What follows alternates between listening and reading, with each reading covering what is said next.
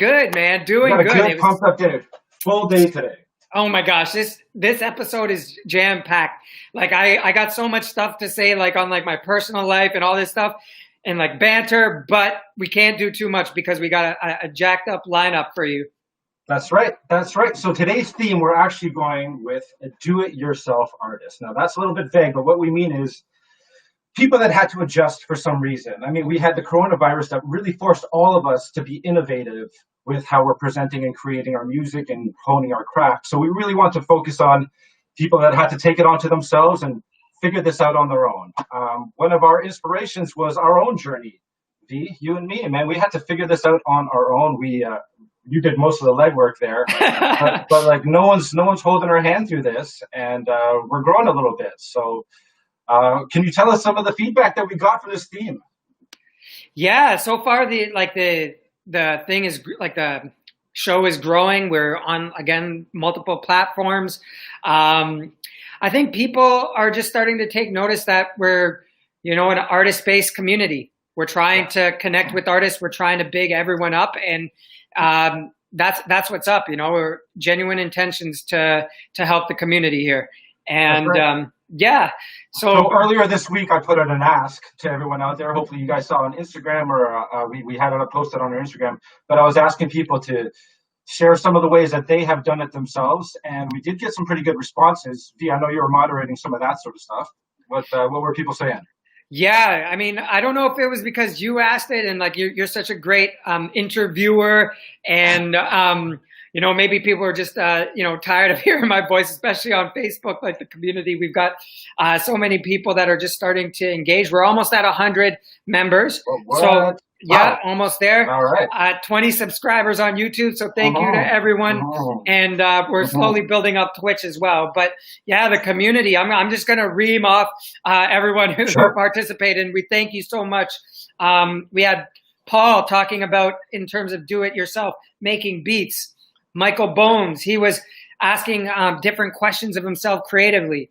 Reina, she's learning chords on the piano and exploring new apps to record her videos with, which is fantastic. Same with Helen. She's learning this app or a program called Camtasia to record her seminars and her online videos, which is awesome.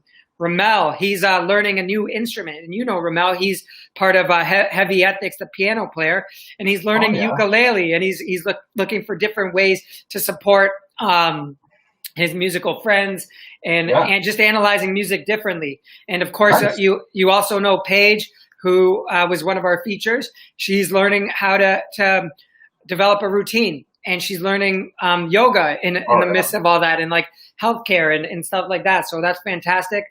Robin, of course, he's learning how to take care of his plants. So shout outs to his plants, Slurry and Momo. Shout outs to my carrots, baby. Yeah. And last but not least, our indie feature, Aaron. He's Aaron Fairchild. He's learning about time management and not staying in the studio too long. Yeah. So just sectioning off that time. So that's from the community, and we want to shout all those people out and show love.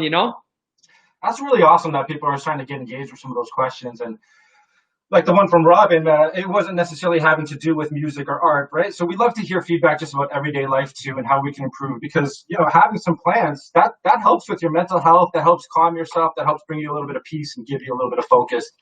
So it helps all the way around. I myself am looking to get back into yoga, to get back into better breathing, and to get back into better stretching and circulation. Absolutely. Yeah, and then V, I know you've been doing a ton for yourself, man. Whether it's recording at home, getting new microphones, setting up this show, like you've been all over the map with this. Yeah, it's been hard, and I kind of relate to Aaron, and like kind of sectioning off the time and just getting into a little bit better of a workflow situation, because I'm doing so many different things now with the community and with my own art, and it's just. You really have to balance that time. So, but I do appreciate the community for sure, because it's giving me some more inspiration, momentum, and shout outs to Jay and Jody watching right now. in the community, and hopefully we get more people commenting. We'll give out some more shout outs, but I think that's a good spot to dive in. What do you say? Sure. Yeah, let's do it. So we're featuring two artists. Both of us we challenged each other to find an artist that embodied this sort of do-it-yourself theme that we were trying to integrate into our show today. So the artist that I found was Masego.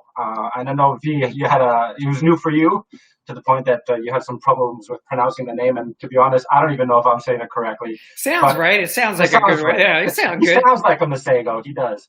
So below there, I have a couple of tracks that I think that people should check out, Navajo and Tadao.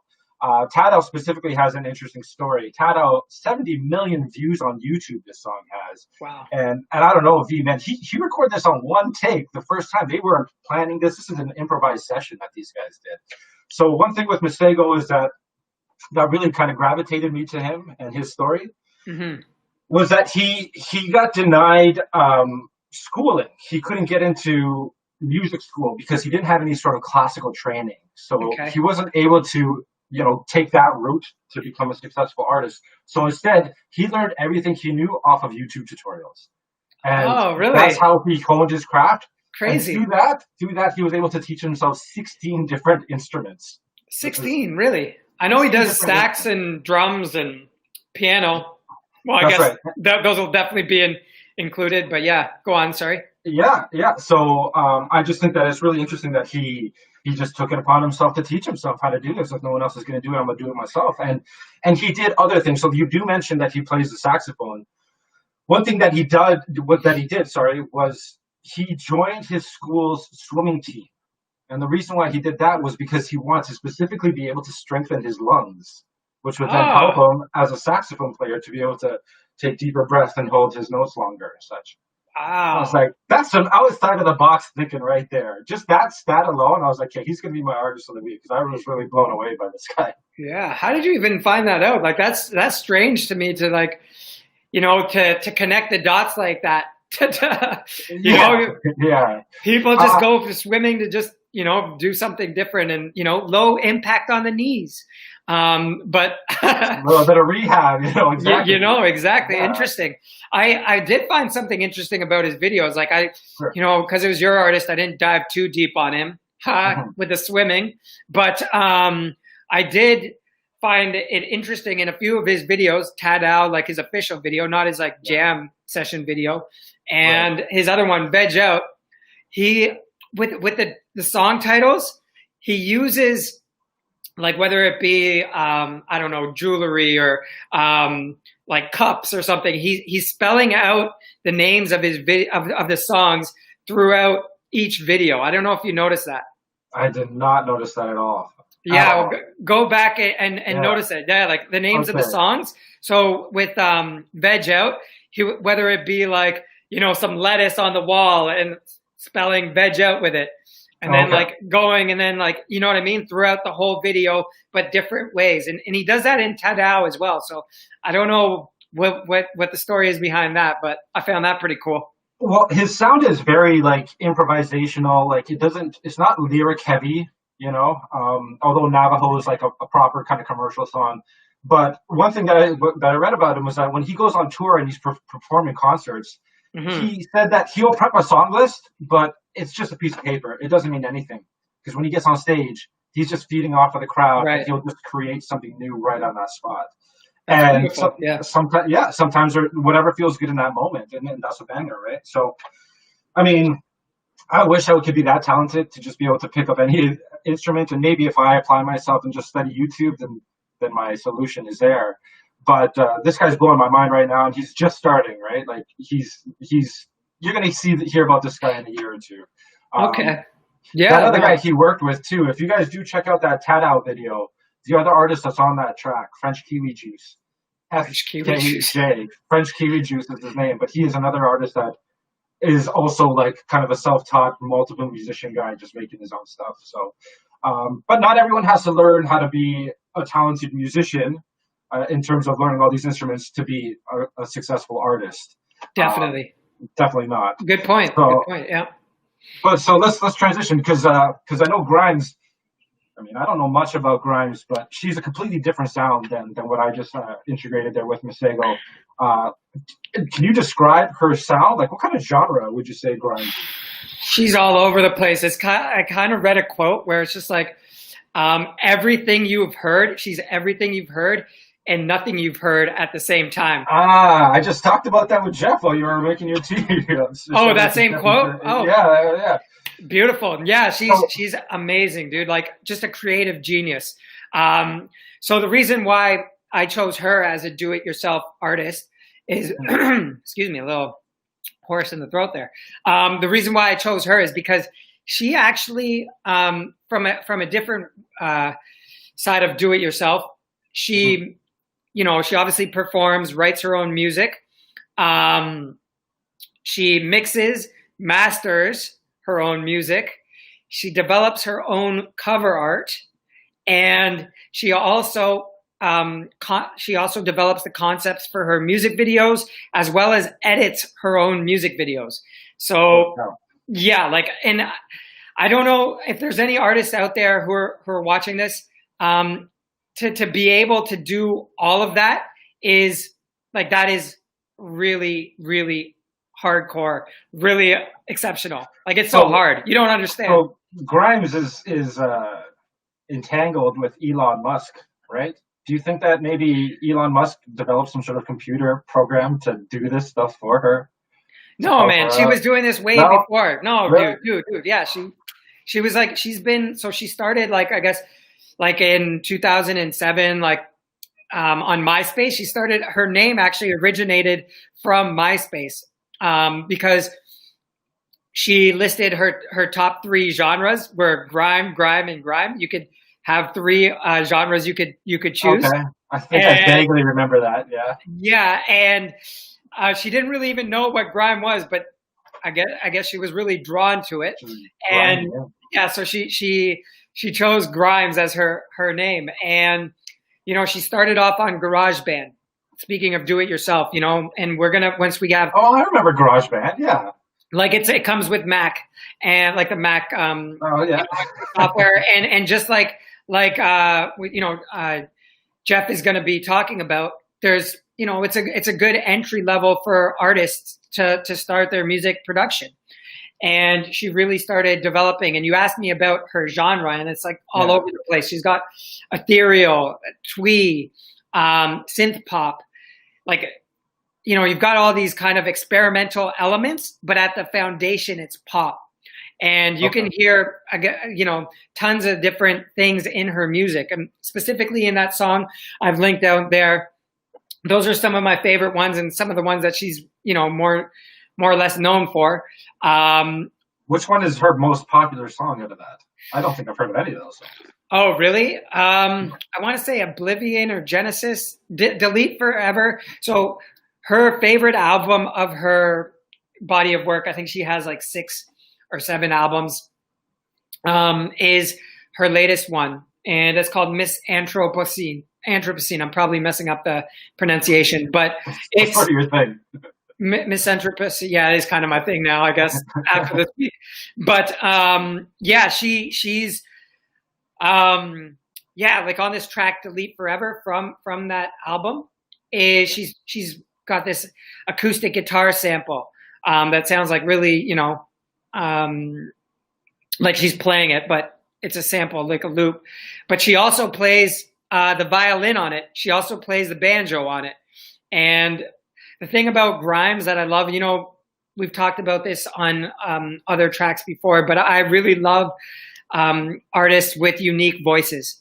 And her voice is so, it can be really haunting, or it can be very beautiful and innocent. And it's just marvelous how, you know, like it's just marvelous how she kind of walks that line. And as a person, she's so bizarre and unique. You know, she's into video games. She's into Japanese anime.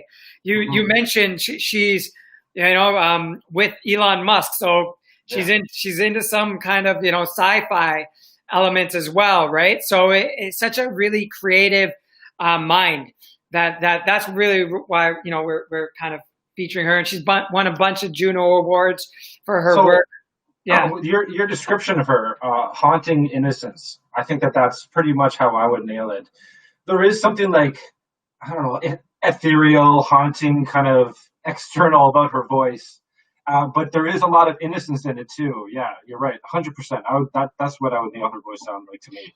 But yeah, she's definitely a dreamer. She's outside the box, and she's doing Canada proud. She really should get a little bit more love here, to be honest. Yeah, born in Vancouver and then moved to Montreal, and then I think she eventually moved down to the States, and I think she's in LA now. I'm not 100% on that, but it makes sense because that's where I guess Elon Musk is too, right? Or his space station, or wherever he is. Yeah. So one more quick point about Grimes, which I thought was really interesting, because we're talking about pandemic and isolation in previous weeks. So her breakout album called Visions, which is 2012, like that's the album that really got her on a little bit more of a famous landscape. And apparently for like 9 days or even longer, she like blacked out her windows. She just pretty much like hunkered down in her room and had like no communication. Her roommate would like leave food by her door, and she'd like kind of like those old school like prisons where they just kind of like take it out of like. That would be, man. Not for nothing. Didn't you go through a similar spell earlier this year when you were hunkering down in your basement and just kind of? Yeah, that's why I found the story pretty interesting. Yeah, like sunglasses, everything's too bright. Yeah, for real, man. That's why I think I kind of like resonate with her. And she said she went insane during the process of that. And 100%, obviously. Yeah, there's like this artist from like the 10th century, Hildegard von Bingen. Have you ever heard about her? Have you heard about her? She apparently like no, I've never heard about her. Intense composer. I love how you're diving deep now. Eh? You're getting in there. Okay. So tell me about her. She's an intense composer. Yes. Yeah, like apparently she got what's the word? Like she got like put in like a jail kind of thing, where she was kind of sectioned off, and she didn't really have any outside communication with the outside world for way longer than 9 days, or in my case 2 months. I think it was like years. And so Grimes got tons of inspiration from her compositions and her story, and she went insane on this album. So I just found that was an interesting tidbit. Wow. Yeah. So no, hey, that's a deep cut, man. That's a deep cut. So there you go. Wow, I love that, D. Good stuff, man. Yeah, I took a page out of your book on that one, brother. You did. You were real. I had to, yeah, put something quick on you. Shoot. All right, well, let's move on. That's great stuff. Great conversation there. Guys, check out Grimes, check out Masego. Both of them are incredibly talented for different reasons, but they sound great. And both of them, I would say that they're pretty high energy, right? So, like, if you need, like, a lift, if you need, like, something positive, check out their music. They're really, really innovative. Get your mind going a little bit. And there's something that's a little outside the box. So, yeah. That's ahead, man. Oh, shout-outs to, while we're here, just shout-outs to Beezer. He says he loves the background. He says it's like a Pokemon or poster or something. It's actually a chakra throw, but thank you, Beezer. Appreciate you, and appreciate everyone commenting. Please get those comments in as we go on, because we have a really special treat right now, don't we? Yeah, no doubt. I mean, I would have to say Snorlax for me. Do you have a favorite Pokemon? I've never watched Pokemon. Crazy. Yeah. All right, we'll save that for another day. But yes, it's time for us to bring on our guest. This is the first time we're going to have a guest on our show, so we're both very excited. V, you've introduced me to Jeff Blackwood, who is a loyal supporter for us. He's a mixer, and a mixer engineer, and he's a producer, and he's a songwriter, a musician, an artist. He wears a lot of different hats, but he's been supporters of us since day one, so we're very excited for us to be here. Before you bring him on, V, do you have anything you want to preface about him? Yeah, and we'll probably get into it a bit, but Jeff and I went to Fanshawe Music Industry Arts together. Okay. And yeah, so we've that was in 2007. So we really have like a bit of a history. I got a chance to, work with him on some projects. We do have a project coming out in a little while. So okay, well, we have a bunch to tell us about it. He can tell us yes, about that. yeah. Let's so not we're let's really not. excited. Yeah. So without further ado, here is Jeff Blackwood. Welcome, hey, Jeff. Yo, guys. How's it going? Very good. Thank you. I don't know anything about Pokemon. I'll say that. I can't add anything to that combo. But all right, well, we're gonna have to study up, and maybe next week's show we can touch on it again. But thank you for joining us, episode 3 of the Humblist, the Do-It-Yourself episode. So for this episode, I don't know if you've been following along, we really wanted to talk a little bit of shop about some creative ways that you can modify your everyday life or your home life to keep your art alive. For those people out there that are still trying to struggle to create, maybe you can help us with some tips there. So, but before we get started, how are you feeling today? I'm good. I'm really good. Had some crazy active weather earlier. Yeah, it was thunderstorm. I saw via on your videos there. It was pretty whack there. I don't think we got anything like that. Just kind of crazy winds and some rain here, but no, all good. Really excited to be talking to you dudes. Yeah, cheers. If you guys have a cup, yes. We got to bring get started, everyone out there, if you have something to drink, I got my juice box. V, what do you got going over there? Got my English breakfast tea, brother. All right, and what do you got, Jeff? I just have some coffee, boys. Okay, well, cheers to you. Cheers. Cheers. I love the juice box. Boom. Cheers, there guys. You go. Mm-hmm. All right, so let's get right into it. V, do you want to start us off with the first question, or shall I? Yeah, let's keep it general. We already have some questions from some of the YouTube community for Jeff, and we're going to put that on in a bit. But let's start general to start.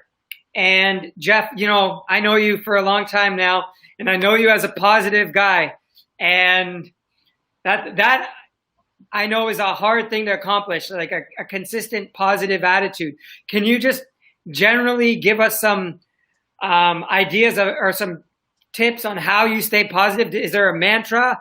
Is there something you do daily? Like, why are you such a positive guy? Man, that's kind of you to say that, and I would echo the same to you, buddy. Always. Thank you. I think that comes with. I think it comes with effort. It doesn't always come naturally, right? And sometimes you have to go through ups and downs to be able to appreciate life and appreciate every single day, right? And appreciate the people around you. So I definitely had some ups and downs, and I think without the downs, I wouldn't be that way. And there's definitely been stretches of my life where I absolutely was not that way. But it's just focusing on what really matters out of life. And there's a couple of things, I guess. Like I listened to some podcasts. I listened to a guy, Gary Vaynerchuk. Yeah. I don't know if there's any followers, shout outs. I listen to him all the time. And so you just have to, if you're feeling down, I think you have to go to those places that can bring you up. That's a big thing, whether that's for me playing guitar or chatting with friends or whatever it is. It's an ongoing process, but yeah, I appreciate that. So how important is it to keep that positive mentality when you're trying to create new music? It's yeah. If you're in a bad mood, do you just abandon it altogether, or do you channel even that bad mood when you're creating? You know what? I think it's a good question. If it can help your art at all, I think you kind of roll with it. But I'm a firm believer that if it's not flowing, then step aside. You can definitely force some things, but I think that the best projects kind of come a little bit more naturally. And so I don't know what, like this could be a roundtable. Like, what do you think about that, V? Yeah, I think you just got to lean into what you're feeling at the time, and just roll with it. Because sometimes, like we talked about on the Red is Rain reviews, you need some of those hard emotions to channel some of those songs. But and if you have deadlines, that's a whole different story, right? You just have to do it. You got to put that aside almost, right? Exactly. Yeah. He has a song called No Deadlines. Yeah. Don't you remember that song, Jeff? But, I do with Rory. Yeah. Shout out to Rory. Song. I don't know where he's at, but great song. Yeah. But Dante, I know you have some questions, some other questions. Let's keep them running. Sure. Well, I mean, I don't want to give you my heavy question just yet, but from a technical aspect, and like as an aspiring artist or something, someone that just wants to create something, what's a good starting point? Do you think that someone should be learning about stuff on YouTube? Do you think someone should just maybe do a lesson, a course, or writing, or how would you tackle this if you want to introduce someone to music for the first time? Yeah, to start creating music, I think you have to start doing it. So with that, whatever that means for you, if you want to go out and buy a guitar, that was the first thing I did. You know, when I had the desire to play music, I got a guitar and I played it. You know, I figured it out, and you'll learn very quickly whether you have a natural knack for it. Because so what about for people that, like, say, like a singer, for example, that's used to going to a studio, now they got to work from home? How would you, what advice would you give them to transition from studio to home life now? Yeah, definitely. I think I could point to some of the things that V is doing, like, you know, buying a reasonably priced microphone that's not going to break the bank, doing some research as to what you need to make a song. You know, you need an interface, you need some gear. So ideally you don't break the bank on that, but just figure out what you need and just start doing it. I'm a firm believer in doing, for me personally, and it could be a different workflow for everyone else. There's a lot of courses out there that you can take online and YouTube videos, but everyone has different workflows and different ways that they learn. So I would say to try all the different ways. Watch a video. If that resonates with you, then go that way.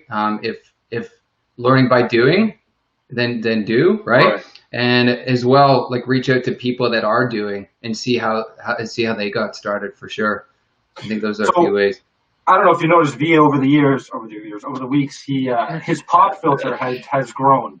So he had no pop filter, and then he had a.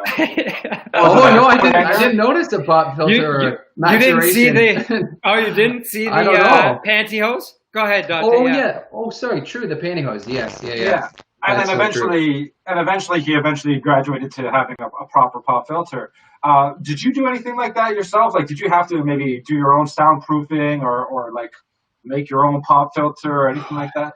I have this super, like, I could show it to you. It's actually on the floor right now, and I won't because it's not set up. But yeah, I'm in a room that's not very soundproof right now, so you know, I'm just settling into this place. So I'm going to be setting up. It's a little vocal booth that I found online that just has some like PVC piping in like cloth and a light in it or whatever, right? So, and it's tiny and it's super hot, but it does the trick.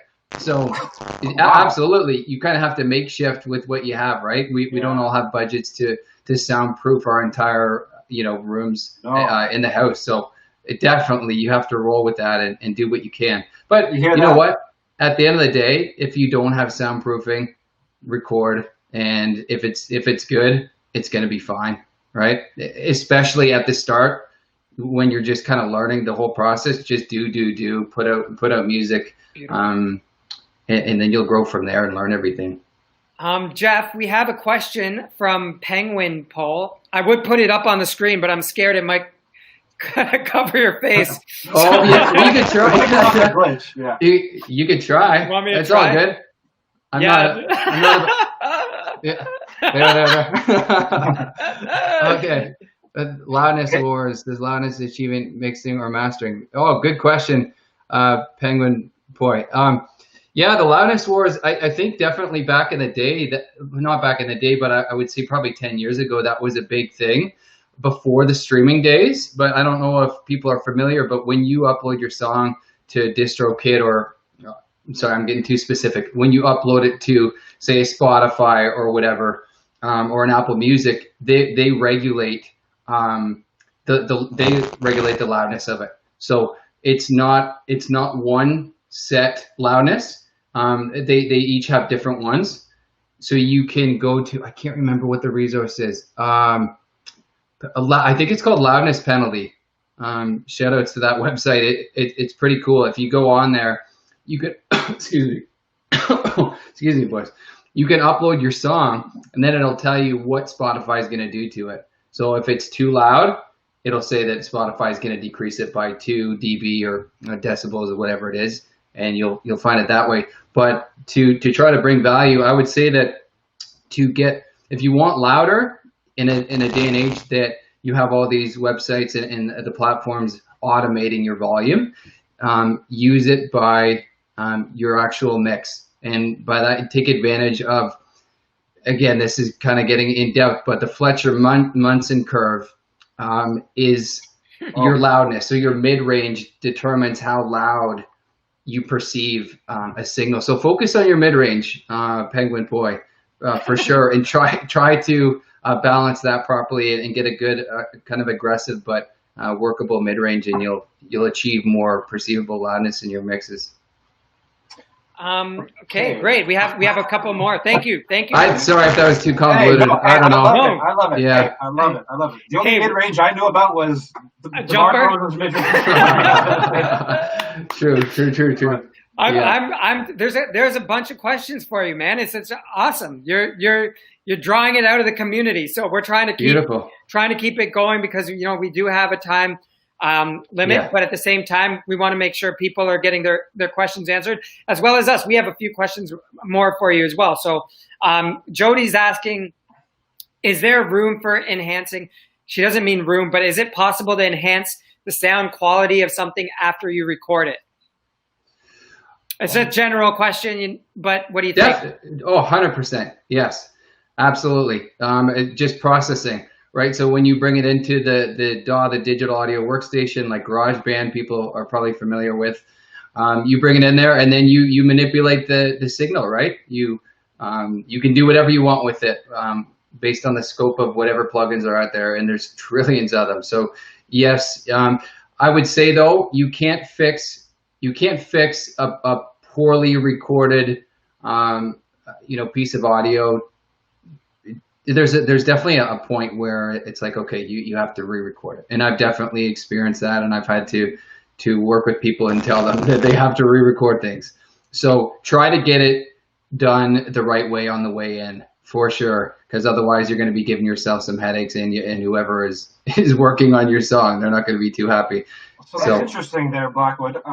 That kind of leads me into one of my questions I have for you with respect to relationships.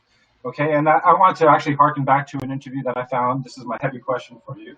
I did some research back in 2010. You did an interview for Metalworks, and you cited a couple of courses that you took, business communication and marketing, with Vel Almanaz. I don't know what it is. Yes, I struggled with that always too. Velo.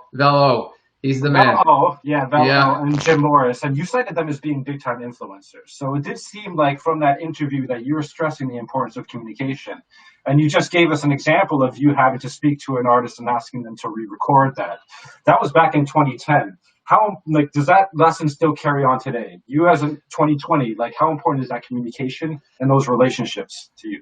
Yeah, they're paramount, absolutely, because you have to establish trust with the people that you're working with, and so to do that you have to be available and you have to be open and honest, and obviously the same from them.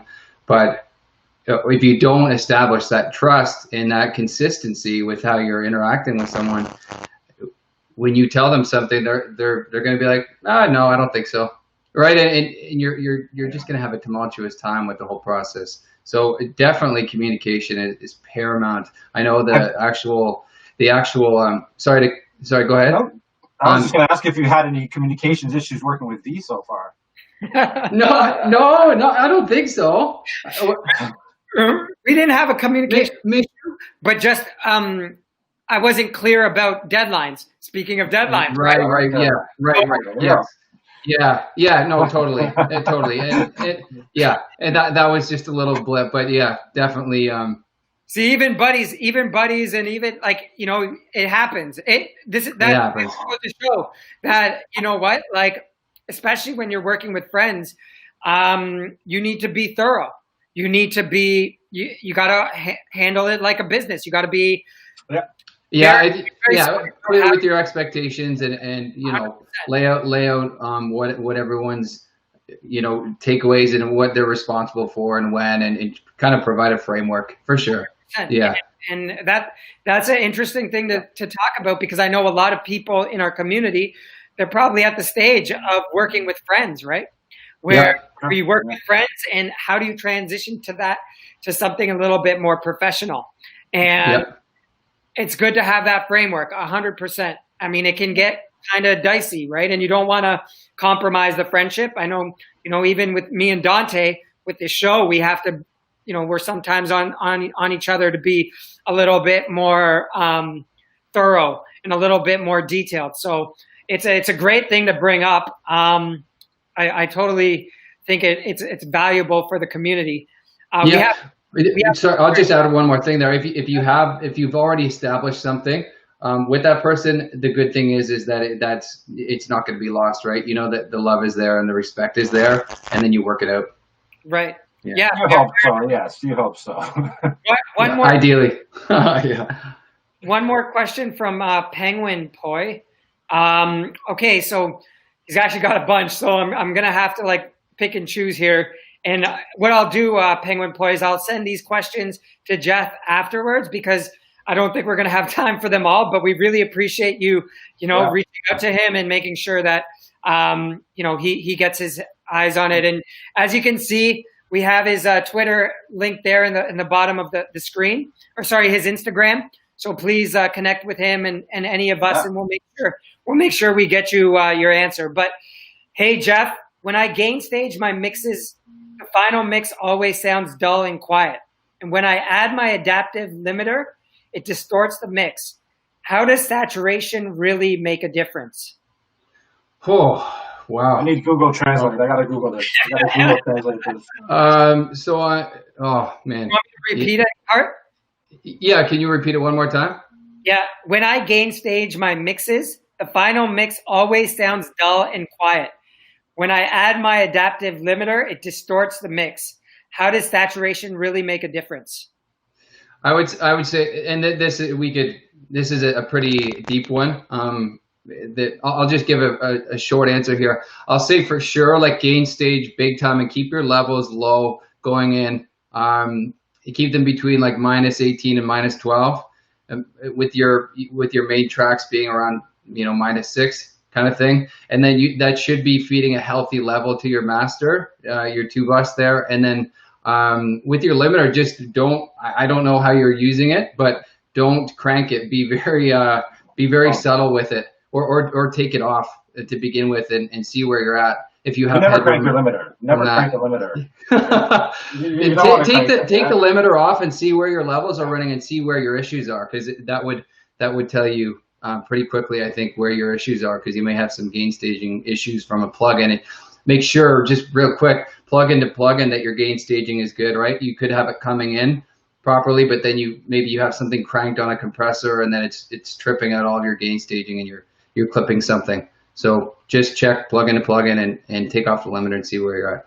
Sorry, that was no.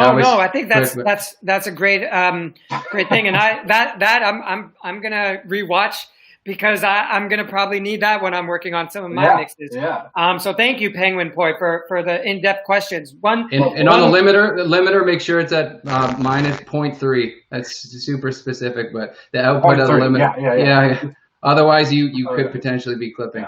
No, and I think that's a good segue to the last question that I want to ask you before we get you out of here, is with respect to mixing and recording, what one tip can you give indie artists to improve their production? What can they do? And, I know you're going to have a couple answers, but, do you want me to go and I know you asked for one, but I kind of have a bunch of quick hits. Give it if you want, right? Hit it. Okay, so figure out who you are as an artist. Okay, collaborate with people. Research different tools for songwriting. Like there's a really cool one called I'm drawing a blank. I use it all the time for like chord progressions and stuff like that. But just research those. There's Pure Mix and there's Mix with the Masters. Those are online tutorials, and they have amazing people on there. Nice. Mix all the time. Just find sessions or ask a friend to send you raw tracks and mix them constantly, right? Spend a whole night going through and finding samples that you like for reference later. That's a big time saver. Use a reference plugin or bring in reference tracks to your song. So if you have like a trap song, bring in a trap song that you kind of want to mimic the sound of into your session, into your GarageBand or whatever, your Logic, and then occasionally listen to that song and then come back to it, and your ears are going to tell you where you're off. Okay, that's going to help big time. And there's also plugins for that as well. Okay, take breaks, big one. Take breaks for sure. You're going to get ear fatigue. try out some ear training, right? So there's a ton of ear training apps where it can go through and it'll hit you with like a sine wave or a sound, and it'll ask you, well, like what frequency is that? And then that'll train your ears to be a better mixing engineer. Yeah. Find a friend or a mentor, try different DAWs, digital audio workstations, and then find the one that works best with your workflow. And don't compare yourself to others. I know that's not really a production tip, but it's a big one. Just keep your head down and work with others, but don't compare yourself with others. But work with others a lot. Yeah. Wow, that's awesome. Huge list. Good. Yeah, I'm gonna go back after this and write it down. Yeah. Yeah, like I'm gonna have to rewatch it for sure. And awesome. Cool. Yeah. Thank you so much for being here, Jeff. We really appreciate you. We want everyone to follow Jeff. He's been a huge supporter of the show. You can find him at I think it's at Blackwood Music on with Instagram. With the three instead of the B. Yeah, and then Blackwood on Twitter and Blackwood on Facebook. I think no music. I gotta get those all synced one day. But hit him up on Instagram. He's active there the most, and we're gonna be following up with him obviously in coming weeks when our song comes out a bit more, right? So again sometime in the future. For sure, guys. Thank you so much for having me on, and the show is amazing, and just big ups to you guys, and keep it going. I'll be watching every week for sure. Thank you, brother. Cheers, boys. Cheers, man. Peace out. Peace out. Thanks, guys. Okay. And that is Jeff Blackwood. That was fun, wasn't it? Our first guest. Yeah. I wish we had an applause machine or something. Yeah, that was awesome. He came correct. He had a lot of good answers, a lot of good thoughts with that. I love that. I love that he put some thought into this. It's great. Yeah, and hey, I just wanted to give another quick shout out to Mario. We missed him the first week, but his favorite Pokemon, Psyduck. Psyduck, classic. Yeah, I don't know that, but shout out to Mar. I know. You'd like Psyduck. I'd like Psyduck. Yeah. Okay, cool. For sure. That's fair. And then Jody says her favorite would be Vivekomon. I guess that's me as a Pokemon. Just shout out to Jones. I appreciate that. All right, but before we go, let's wrap this up soon. We do want to give some love to our feature artist of the week. All right, so this feature artist is Aaron Fairchild. Now, Aaron Fairchild just released a new song that we were kind of keeping an eye on called "Keep Living," and that was sort of the crux of our feature here, Aaron Fairchild. So, V, you put me on Aaron. How'd you find Aaron? That's a good question. I think it was through looking for other artists to get to pre-save my stuff and his stuff as well. So we kind of connected there, and then now he's part of the pre-save group, and the rest is history. Beautiful. So a couple of background little tidbits that I found out just looking this guy up. I thought it was interesting that he grew up in a military family, so he understands the importance of discipline and how he traveled around quite a bit. That was interesting. Something that seems to be understated, and correct me if I'm wrong, that he had cancer and he overcame it.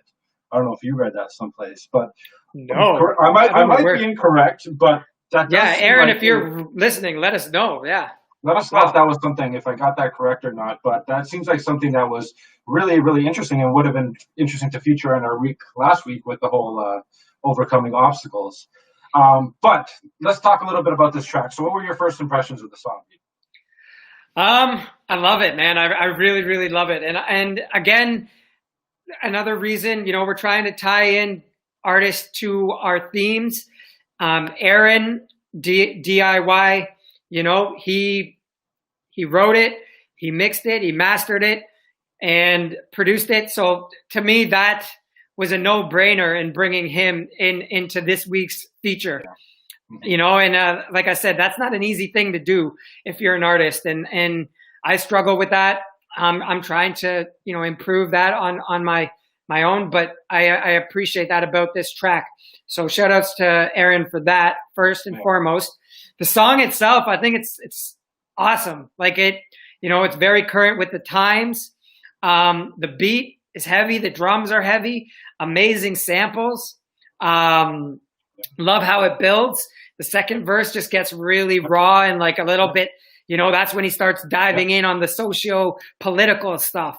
And you notice that too? Yeah, and I think, I see a lot of similarities when like, some of his influences, well, he's Mos Def, Chuck D, makes sense. I found an interesting influence there with Damien Albarn, the guy from the Gorillas. Okay. You know, yeah. That was an interesting influence I found. So some of my thoughts. I'm going to interject here. Go ahead. No, you have one more last thought? Yeah, one more last thought. Sure. Is I thought, like, you know, as a rapper, like I was saying, how what I noticed about the song is, like, you know, and it kind of made me aware of what I do. Like when I start a song or a verse, it's almost about like you start it and you're like flexing it. You know, he starts it like I'm Kimbo Slice with kendo blades. You know, like it's like I'm you know, you big yourself up before you really get into the crux of what you're saying. So I thought that was really dope. I loved his references. He talked about 808s, I guess the Kanye West album. He referenced a lot of video game stuff like Dragon Ball Z and Game Boys and Super Nintendo, Super Smash Brothers, stuff like that too. So it feels like he's very kind of pop culture savvy and probably a gamer growing up. I also noticed the influences: MF Doom, Madlib, Public Enemy, Mos Def, very conscious rappers. To me, Fairchild came across as being like a lyricist, like lyric conscious song. Even the hook is very simple. It's catchy as hell. Catchy as hell, but it's simple, right? Yeah, for real. The verses is where you see some clever rhyming schemes, especially towards the second half of the second verse. He doesn't do the traditional rhyming. He kind of doubles up in certain lines or whatever. Just so that does show that he's you know, there's thought into it, right? It's not just about sounding good. It's about saying something and fitting it into that space, you know, those 16 bars or whatever you're rhyming there. I agree with you. The first verse is kind of smooth and a little lighter, and then the second verse, you start to hear like a deeper piano kind of play in there. If you're watching the video, and I recommend you watch the video, that just dropped, I guess, 2 weeks ago. But there's like black lines that kind of come in the second verse with the beat that kind of like reflects the intensity. Did you have any thoughts about the video? Yeah, like, and I think, you know, like I said, I can relate to him in certain ways. You get the sense, you know, keep living, right? And you know, for a different way, like he's talking about, you know, the social climate there, and you can tell in a lot of his rhymes and his verses, he's fed up, right? He's like, he's hustling for money. Like there's a lot of references for trying to make money and make some money out of what he's doing. And even in the video himself, you see him in this, I don't know if that's like a work attire or what kind of like a jumper kind of thing. Yeah, like a work, like he's, you know, like he's putting in work. You know, he's really like hustling to get where he's at, and you can tell. So for those that haven't seen it yet, it's pretty much a lyric video, but it's him in front of like a very colorful graffiti wall, and he's just sort of, it's just the camera's on him the entire time.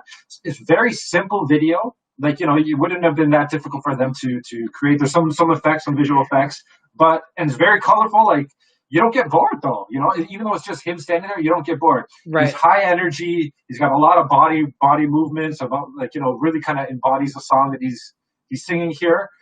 So I thought it was, like, you know, pretty simple but effective video that complemented the song well. Really showcased it, like having the lyrics on the bottom really shows you how much of a lyricist he is. For real. And it's just a banger of a song, you know. It's a good song you could hear at a club anytime. Yeah, I appreciate it, man. And so, like, much continued success to Aaron Fairchild. That, you know, we'll be keeping our eyes on where you go from here, and hit us up. Make sure you stay in touch. Any other thoughts? Well, I am looking forward to seeing what he comes out with next. I do think that, you know, for someone who does seem like he's kind of still on the early stages of his career, he does look like he's quite far along in that path. Mm-hmm. I'm curious to see how this song in particular does. Maybe like in like 2-3 months, I'll go back and check and see what the numbers look like. But I think, you know, I really enjoyed this one, and you know, I got to give you credit for finding him. Got to give him credit for putting it together, and let's hear some more from him in the future. Absolutely, yeah. So shout out to Aaron. We'll keep you posted, and thanks for submitting. We'll look forward to for next week. We're gonna have another independent artist that we're gonna feature on. We're going to follow up the show. Is it safe for us to wrap this up now? I think it is, but we're a little over time. But hey, first guest, that's not too shabby, you know. Thank you very much for sticking with us. We'll put timestamps in the comments there and links below for different songs for us to check out. We're going to have a question of the week for you guys early in the week for the theme. So we'd love to hear your engagement and look forward to more things and bigger things this weekend. We'll pump it up throughout the week. Yeah, it might be either myself, Dante, or we even have a third member, Jody, who does a little bit of behind the scenes, and we might have her do the video. So if you see another person doing the question of the week, like we're just we're expanding. We're trying to keep you guys engaged. We love all the support we've gotten so far. Shout outs to everyone who's been tuning in and keeping us on our toes, because we learn from the questions we get, and we learn from all these things that are happening in the culture itself. So awesome. I'm having a great time with it. So V, enjoy the rest of your Sunday. I'm sure we'll talk soon. The rain has stopped. Let's get outside for a little bit, man. All right. You as well, Dante. Peace out, guys. We'll catch you again next week. Peace.